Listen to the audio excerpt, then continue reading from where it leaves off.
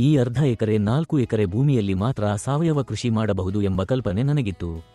ಸರಿ, ಅದನ್ನು ಹೇಗೆ ಮಾಡಬೇಕೆಂದು ನಾವು ವಿಡಿಯೋ ಸೈಟ್ಗಳಲ್ಲಿ ಹುಡುಕುತ್ತಿದ್ದಾಗ ನಾನು ಎಪಿಕೆಎಸ್ ಆರ್ಗಾನಿಕ್ ಅನ್ನು ಸಹ ನೋಡಿದೆ. ಅದನ್ನು ನೋಡಿದ ನಂತರ ಅವರ ಚಟುವಟಿಕೆಗಳು ಹೇಗಿವೆ ಎಂದು ನಾನು ಹುಡುಕಿದೆ. ಅದು ಚೆನ್ನಾಗಿತ್ತು. ಅನೇಕ ರೈತರು ಒಳ್ಳೆಯ ಅಭಿಪ್ರಾಯ ಹೇಳಿದ್ದರು. ನಾನು ಕಂಪನಿಯೊಂದಿಗೆ ಫೋನ್ನಲ್ಲಿ ಮಾತನಾಡಿದೆ. ನಾನು ಮಾತನಾಡಿದಾಗ ಅವರು ಒಳ್ಳೆಯ ಉತ್ತರ ನೀಡಿದರು. ಅದರ ನಂತರ ಅದನ್ನು ಹೇಗೆ ನೀಡುವುದು, ಯಾವ ರೀತಿಯಲ್ಲಿ ನೀಡುವುದು ಎಂದು ನಾನು ಕೇಳಿದಾಗ ಅವರು ಮೊದಲು ಎಳೆಯ ಸಸಿಗಳಿಗೆ ಸಾವಯವ ರೀತಿಯಲ್ಲಿ ಅಭಿಮಾನ್ ಎಂಬ ಉತ್ಪನ್ನವನ್ನು ನೀಡಿ ಎಂದು ಹೇಳಿದರು. ಇದು ಬೇರಿನ ಬೆಳವಣಿಗೆಯನ್ನು ಉತ್ತೇಜಿಸುತ್ತದೆ. ಬೇರಿನ ಬೆಳವಣಿಗೆಯನ್ನು ಉತ್ತೇಜಿಸಿದಾಗ ಎಳೆಯ ಸಸಿ ಚೆನ್ನಾಗಿ ಮತ್ತು ಹಸಿರಾಗಿ ಬೆಳೆಯಲು ಪ್ರಾರಂಭಿಸುತ್ತದೆ. ಆಗ ಅದು ಉತ್ತಮ ಸ್ಥಿತಿಯಲ್ಲಿರುತ್ತದೆ ಎಂದು ಅವರು ಹೇಳಿದರು. ನಾನು ಅಭಿಮಾನ್ ಖರೀದಿಸಿದೆ. ನಾನು ಅದನ್ನು ಬೇಸಾಗಿ ನೀಡಿದ್ದೇನೆ. ಅಭಿಮಾನ್ ನೀಡಿದ ನಂತರ ಬೇರಿನ ಬೆಳವಣಿಗೆ ಚೆನ್ನಾಗಿತ್ತು.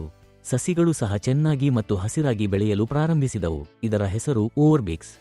ಇದು ಗುಣಮಟ್ಟವನ್ನು ಸುಧಾರಿಸಲು, ಗಿಡವನ್ನು ಚೆನ್ನಾಗಿ ಮತ್ತು ಅಗಲವಾಗಿ ಬೆಳೆಯಲು ಮತ್ತು ಉತ್ತಮ ಇಳುವರಿಯನ್ನು ನೀಡಲು ಸಹಾಯ ಮಾಡುತ್ತದೆ.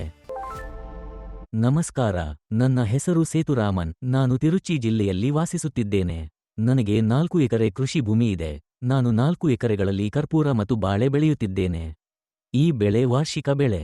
1 ವರ್ಷದ ನಂತರ ಕಾಯಿ ಬಂದ ನಂತರ ನಾವು ಕಾಂಡವನ್ನು ಕತ್ತರಿಸಿ ತಿರುಚಿ ಮಾರುಕಟ್ಟೆಗೆ ಕಳುಹಿಸುತ್ತೇವೆ. ನಾನು 5 ತಿಂಗಳಿನಿಂದ ರಾಸಾಯನಿಕ ಗೊಬ್ಬರಗಳನ್ನು ಬಳಸುತ್ತಿದ್ದೇನೆ. ಮೂಲತಃ ಸಸಿ ನೆಟ್ಟ ಮೊದಲ 2 ತಿಂಗಳಲ್ಲಿ ನಾವು ಡ್ಯಾಪ್ ಅನ್ನು ಸ್ವಲ್ಪವಾಗಿ ನೀಡುತ್ತೇವೆ. ಅದರ ನಂತರ 3 ತಿಂಗಳ ನಂತರ ನಾವು ಪೊಟ್ಯಾಷ್, ಯೂರಿಯಾ, ಡ್ಯಾಪ್ ಅನ್ನು ಸೇರಿಸುತ್ತೇವೆ ಮತ್ತು ಮೊದಲ ಗೊಬ್ಬರವನ್ನು ನೀಡುತ್ತೇವೆ. ಅದರ ನಂತರ ಮುಂದಿನ ಹಂತದಲ್ಲಿ ನಾವು ಡ್ಯಾಪ್, ಯೂರಿಯಾ ಮತ್ತು ಬ್ಯಾಕ್ಟೋಮ್ಯಾಕ್ಸ್ ಅನ್ನು ನೀಡುತ್ತೇವೆ. ಅದರ ನಂತರ ನಾವು ಕೊನೆಯ ಗೊಬ್ಬರವಾಗಿ ಸ್ವಲ್ಪ ಹೆಚ್ಚು ಪೊಟ್ಯಾಷ್ ಅನ್ನು ಸೇರಿಸುತ್ತೇವೆ. ಇದು ರಾಸಾಯನಿಕ ಗೊಬ್ಬರಗಳನ್ನು ನೀಡುವ ವಿಧಾನ. ಈ ಗೊಬ್ಬರ ನೀಡುವ ಅವಧಿಗಳ ನಡುವೆ ಹಸುವಿನ ಸಗಣಿ ಲಭ್ಯವಿದ್ದರೆ ನಾವು ಎಕರೆಗೆ 4 ಅಥವಾ 5 ಬಂಡಿಗಳ ಹಸುವಿನ ಸಗಣಿಯನ್ನೂ ನೀಡುತ್ತೇವೆ. ಈ ಕೃಷಿ ಮಾಡುವಾಗ ವೆಚ್ಚಗಳು ಹೆಚ್ಚಾಗಿದ್ದವು.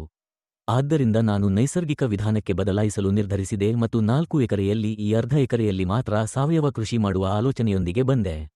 ಸರಿ, ಅದನ್ನು ಹೇಗೆ ಮಾಡಬೇಕೆಂದು ನೋಡಲು ನಾನು ವಿಡಿಯೋ ಸೈಟ್ಗಳಲ್ಲಿ ಹುಡುಕುತ್ತಿರುವಾಗ ನಾನು ಎಪಿಕೆಎಸ್ ಆರ್ಗಾನಿಕ್ಸ್ ಅನ್ನು ಸಹ ನೋಡಿದೆ. ಅದನ್ನು ನೋಡಿದ ನಂತರ ಅವರ ಚಟುವಟಿಕೆಗಳು ಹೇಗಿವೆ ಎಂದು ನಾನು ಹುಡುಕಿದೆ. ಅದು ಚೆನ್ನಾಗಿತ್ತು. ಅನೇಕ ರೈತರು ನನಗೆ ಒಳ್ಳೆಯ ರೀತಿಯಲ್ಲಿ ಹೇಳಿದ್ದರು. ನಾನು ಕಂಪನಿಯೊಂದಿಗೆ ಫೋನ್ನಲ್ಲಿ ಮಾತನಾಡಿದೆ. ನಾನು ಮಾತನಾಡಿದಾಗ ಅವರು ಉತ್ತಮ ಉತ್ತರವನ್ನು ನೀಡಿದರು. ನಾವು ನೈಸರ್ಗಿಕ ವಿಧಾನಕ್ಕೆ ಬದಲಾಯಿಸಬಹುದು ಮತ್ತು ಭವಿಷ್ಯದ ಪೀಳಿಗೆಗೆ ವಿಷಕಾರಿಯಲ್ಲದ ಆಹಾರವನ್ನು ಒದಗಿಸಬಹುದು ಎಂದು ನಾನು ನಿರ್ಧರಿಸಿದೆ. ಅದರಂತೆ ನಾನು ಈ ಅರ್ಧ ಎಕರೆಯನ್ನು ಸಾವಯವವಾಗಿ ಕೃಷಿ ಮಾಡಲು ನಿರ್ಧರಿಸಿದೆ. ನಾನು ಪ್ರಸ್ತುತ ಈ ಅರ್ಧ ಎಕರೆಯನ್ನು ಸಾವಯವವಾಗಿ ಕೃಷಿ ಮಾಡುತ್ತಿದ್ದೇನೆ. ಅದನ್ನು ಹೇಗೆ ಮತ್ತು ಯಾವ ರೀತಿಯಲ್ಲಿ ನೀಡಬೇಕೆಂದು ನಾನು ಕೇಳಿದಾಗ ಅವರು ಮೊದಲು ಚಿಕ್ಕ ಸಸಿಗಳಿಗೆ ಅಭಿಮಾನ್ ಎಂಬ ಉತ್ಪನ್ನವನ್ನು ನೀಡುವಂತೆ ಹೇಳಿದರು. ಇದು ಬೇರಿನ ಬೆಳವಣಿಗೆಯನ್ನು ಉತ್ತೇಜಿಸುತ್ತದೆ. ಬೇರುಗಳ ಬೆಳವಣಿಗೆಯನ್ನು ಉತ್ತೇಜಿಸಿದರೆ ಚಿಕ್ಕ ಸಸಿಗಳು ಚೆನ್ನಾಗಿ ಮತ್ತು ಹಸಿರಾಗಿ ಬೆಳೆಯಲು ಪ್ರಾರಂಭಿಸುತ್ತವೆ. ನಂತರ ಅವರು ಬೆಳೆ ಉತ್ತಮ ಸ್ಥಿತಿಯಲ್ಲಿರುತ್ತದೆ ಎಂದು ಹೇಳಿದರು.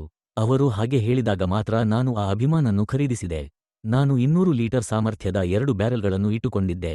ನಾನು ಪ್ರತಿ ಬ್ಯಾರೆಲ್ಗೆ 1.5 ಲೀಟರ್ ಅಭಿಮಾನ್ ಅನ್ನು ಸೇರಿಸಿ ಚೆನ್ನಾಗಿ ಮಿಶ್ರಣ ಮಾಡಿದೆ.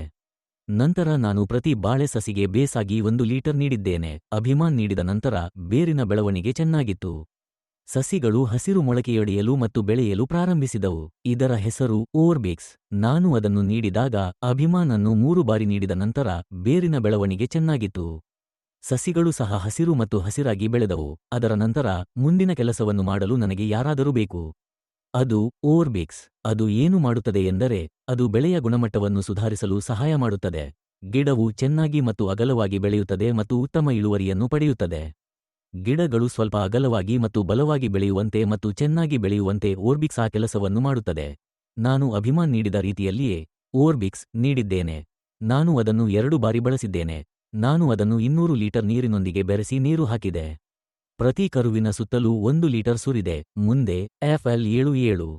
ಇದು ಏನು ಮಾಡುತ್ತದೆ ಎಂದರೆ ಹೂವು ಮತ್ತು ಹಣ್ಣು ಗಟ್ಟಿಯಾಗಿ ಬೆಳೆಯಲು ಸಹಾಯ ಮಾಡುತ್ತದೆ. ಯಾವಾಗ ನೀಡಬೇಕೆಂದು ಬಾಳೆ ಗಿಡದ ಮೇಲೆ 4 ಅಥವಾ 5 ಚಿಪ್ಪುಗಳು ಕಾಣಿಸಿಕೊಂಡ ತಕ್ಷಣ ನಾನು L7 ಅನ್ನು ಸಿಂಪಡಿಸಲು ಪ್ರಾರಂಭಿಸಿದೆ. ಇದನ್ನು ಸಿಂಪಡಿಸಿದ ನಂತರ ಹೂವು ಉದುರಿ ಹೋಗಲಿಲ್ಲ ಮತ್ತು ನೇರವಾಗಿ ಹಣ್ಣಾಗಲು ಪ್ರಾರಂಭಿಸಿತು. ಹಣ್ಣು ಕೂಡ ಗಟ್ಟಿಯಾಗಿ ಬೆಳೆಯಲು ಪ್ರಾರಂಭಿಸಿತು. ಹಣ್ಣು ಗಟ್ಟಿಯಾಗಿ ಬೆಳೆದರೆ ಅದರ ತೂಕ ಹೆಚ್ಚಾಗುತ್ತದೆ. ತೂಕ ಹೆಚ್ಚಾದರೆ ಮಾತ್ರ ರೈತನ ಆದಾಯ ಹೆಚ್ಚಾಗುತ್ತದೆ. ಈಗ FL77 ಅನ್ನು ಬಳಸಿದ ನಂತರ ನೀವು ಅದನ್ನು ನೋಡಿದರೆ ಈ ಗಿಡದ ಎಲ್ಲಾ ಬಾಚಣಿಗೆಗಳು ಒಂದೇ ರೀತಿಯ ಬೆಳವಣಿಗೆಯಲ್ಲಿವೆ. ಬೆಳವಣಿಗೆಯು ಹೆಚ್ಚಾಗಿದೆ. ರಾಸಾಯನಿಕ ಗೊಬ್ಬರಗಳನ್ನು ಹಾಕುವಾಗ ಹೀಗಾಗುವುದಿಲ್ಲ. ಮೇಲಿನ 4 ಬಾಚಣಿಗೆಗಳು ಮಾತ್ರ ದೊಡ್ಡದಾಗಿರುತ್ತವೆ. ಕೆಳಗಿನ ಬಾಚಣಿಗೆಗಳು ಚಿಕ್ಕದಾಗಿರುತ್ತವೆ. ಆದರೆ FL77 ಬಳಸಿದ ನಂತರ ಎಲ್ಲಾ ಬಾಚಣಿಗೆಗಳು ಒಂದೇ ಬೆಳವಣಿಗೆಯಲ್ಲಿ ಬೆಳೆಯುತ್ತವೆ. ಎಲ್ಲವೂ ಸಮಾನ ಬೆಳವಣಿಗೆಯಲ್ಲಿದೆ. ಇದು ಹೀಗೆ ಬೆಳೆದಾಗ ಒಟ್ಟು ಇಳುವರಿಯೂ ಹೆಚ್ಚಾಗುತ್ತದೆ. ಇಳುವರಿ ಹೆಚ್ಚಾದರೆ ನಮ್ಮ ಟಾರ್ ಕೂಡ ಮಾರುಕಟ್ಟೆಯಲ್ಲಿ ಉತ್ತಮ ಮೌಲ್ಯವನ್ನು ಪಡೆಯುತ್ತದೆ. FL77 ಬಗ್ಗೆ ಹೇಳುವುದಾದರೆ ನಾನು ಅದನ್ನು 10 ಲೀಟರ್ ನೀರಿಗೆ 200 ಮಿಲಿ ದರದಲ್ಲಿ ಬಳಸಿದ್ದೇನೆ. 1 ಲೀಟರ್ ಉತ್ಪನ್ನವನ್ನು 5 ಬ್ಯಾರೆಲ್ಗಳವರೆಗೆ ಬಳಸಬಹುದು. ಇದನ್ನು 2 ಬಾರಿ ಹಾಕಬೇಕು. ಆರಂಭಿಕ ಹಂತದಲ್ಲಿ 1 ಪಾಡ್, ಅರ್ಧ ಬೆಳೆದ ನಂತರ ಇನ್ನೊಂದು. ನೀವು ಅದನ್ನು ಆ ಎರಡನೇ ವಿಧಾನದಲ್ಲಿ ಹಾಕಿದರೆ ಪಾಡ್ನ ತೂಕ ಚೆನ್ನಾಗಿ ಹೆಚ್ಚಾಗುತ್ತದೆ. ತೂಕ ಹೆಚ್ಚಾದರೆ ಇಳುವರಿಯೂ ಹೆಚ್ಚಾಗುತ್ತದೆ. ಈ FL77 ಆ ಕೆಲಸವನ್ನು ಮಾಡುತ್ತದೆ. ಕೆಲವು ರೈತರು ಇದರ ಬಗ್ಗೆ ನನ್ನನ್ನು ಕೇಳಿದರು. ನೀವು ಇದನ್ನು ಹೇಗೆ ಮಾಡುತ್ತೀರಿ ಎಂದು ಅವರು ನನ್ನನ್ನು ಕೇಳಿದಾಗ FL77 ಅನ್ನು ಬಳಸುವ ನನ್ನ ಅನುಭವವನ್ನು ನಾನು ಅವರಿಗೆ ಹೇಳಿದೆ. ಇದು ಬೀಜಗಳ ಬೆಳವಣಿಗೆ ಮತ್ತು ತೂಕವನ್ನು ಹೆಚ್ಚಿಸುತ್ತದೆ ಎಂದು ನಾನು ಹೇಳಿದೆ.